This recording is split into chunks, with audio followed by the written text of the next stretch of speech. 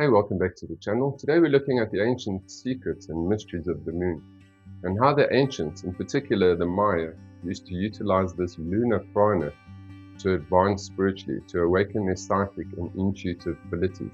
If you want to advance yourself spiritually, where you become magnetic, and you're able to see and able to hear, and able to start dreaming on an everyday basis, then listen to this video, how you can utilize this energy, and it's very, very simple. And I've got a few extra tips at the end that you're also going to want to hear. So firstly, in ancient cultures, as I've mentioned before, the ancient Maya would perform absolutely huge ceremonies in ancient times. As the rising moon in the east would rise, and it would be a red moon, and the sun was setting in the west, and it would be a red sun. And this is in particular when they performed really, really important ceremonies. In other words, ceremonies that would turn people into gods, even if it was just for a short or brief moment. And how does this energy of the moon affect it? Well, firstly, if we stand in the sun, we know that the sun is going to burn us. We're going to feel that energy. Those rays of the sun are going to go straight through your body. Some of them are going to hit certain cells and activate energy within the body. So when the sun beams these rays of light and they penetrate the moon conditions these energies and vibrations, and then it reflects it back to Earth, because when you look up to the sky, you can see that shining white moon in the sky. So that energy, those rays are being reflected back into Earth. And there's not only lunar prana or solar prana, there's also kundalini prana and the earth prana that comes up through one's feet. And these energies also enter the chakras, and in particular the pituitary gland within the center of the brain. And we do also know when there is a full moon or a supermoon, the energies are enhanced much, much more than any other night of the month. So we really want to tap into this energy of the full moon, particularly the 5 days of the full moon. So it's the period of the full moon, the 2 days before and the 2 days after. And there is also a different energy of the new moon. So the new moon is a period of new beginnings, and the full moon is the fulfillment of that.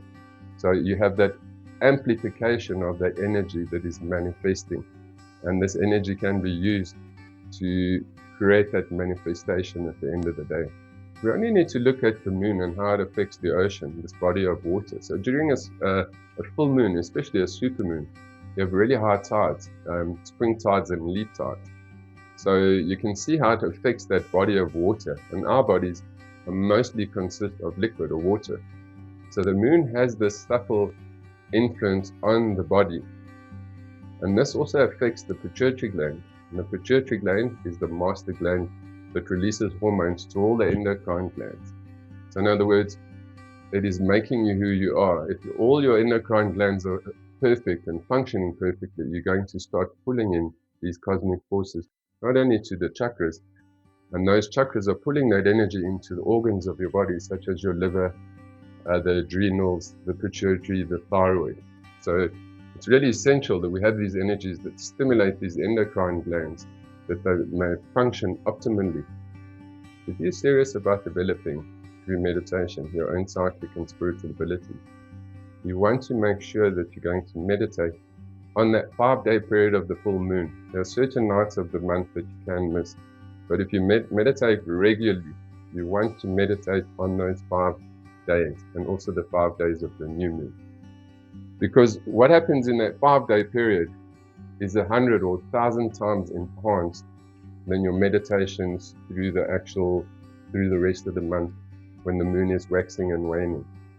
So when you are in meditation, you're going to perform certain breathing exercises. These breathing exercises pull in prana. Prana is the breath and the life force all in one. And this is where you're going to pull in that lunar prana. You must also remember, as I said before, kundalini prana and earth prana is going to come through the feet and move up into the chakras, in particular the root chakra. So we are drawing in these energies, and one can even breathe in solar prana from the sun.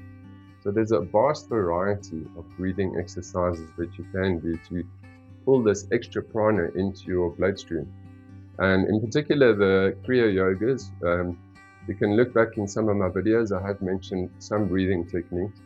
So you'd like to start your meditation off with doing these breathing techniques to pull that prana in, so that now the prana is in, or in your chakras as well, in your bloodstream, you're going to feel more magnetized. It's going to stimulate the pituitary gland. To make progress, you're going to be consistent with your meditations. You're going to do this breathing.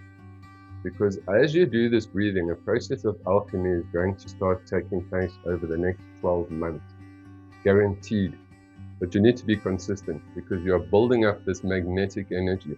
And even if we meditate once a day, it's a slow progress. But as soon as you get to 2 meditations a day, and the second one or the first one doesn't need to be that long. It's really about aligning the body and the subtle vibrations around you so that your second meditation pulls you in much, much deeper. And this is really what you want. You're going to see results, I guarantee it. These breathing techniques are really the secret to spiritual and psychic development. And we can take this a little bit further to amplify this energy even more. So for those of you that understand how crystals work and the polarity of crystals, crystals also work with the energy of the moon. A lot of people say, put your crystal in the sun and charge it. Well, I think you need to put your crystal in the moonlight and charge it. So to keep this simple and to try and understand how to utilize the crystal and the moon energy to awaken your third eye, you're going to get 2 crystals. One crystal is a feminine crystal that will be Milky Way. And you're going to, once cleansed and activated, you're going to program a thought into it to activate your intuitive mind, the intuitive abilities. Then you're going to have a male crystal, a small clear crystal, absolutely clear. After cleansing and activating it, you're going to program into it, activate the third eye, or something with clear visions, so that when you see a vision, that crystal is amplifying that process. And instead of the vision being blurry, it's going to be absolutely clear. When you cleanse and activate these crystals just before a full moon, they are going to charge with that full moon. And you can keep utilizing that energy through the entire month, right up until the next new moon, where you need to cleanse your crystals once again. And remember, if you're using your crystals for meditation, put them away that no one sees them, no one touches them, because those vibrations could be carried into the frequency of the crystal. So you want to keep it pure for the one purpose, and that is to awaken the intuitive part of your mind and the third eye, the wisdom eye, which is pretty much the same thing. You want to be able to know things through the intuitive mind, and you want to be able to see things through the wisdom eye. So the more you start using these crystals, the more magnetic they will become, and the more of the lunaprana they can pull in and allow you to use this energy that you align and awaken and start to feel a change, that you are different, that something within you is changing, that there is a sense of alchemy that is taking place. Can it really be so simple? Well, yes, it is.